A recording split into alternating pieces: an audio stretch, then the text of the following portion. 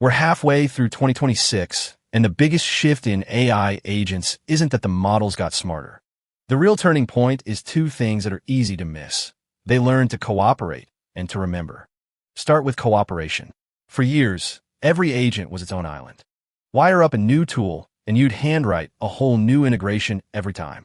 Now there's MCP, one shared standard, often called the USB-C port for AI.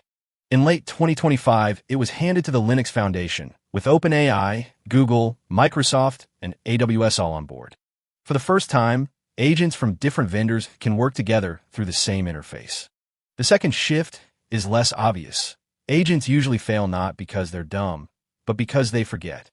Give them a long task, and they lose the thread, context drifts, and they wander off course.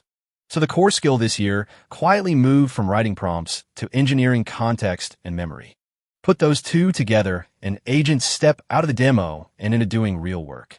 Forecasts put agent software spend near $200 billion this year, with 40% of enterprise apps shipping agents built in.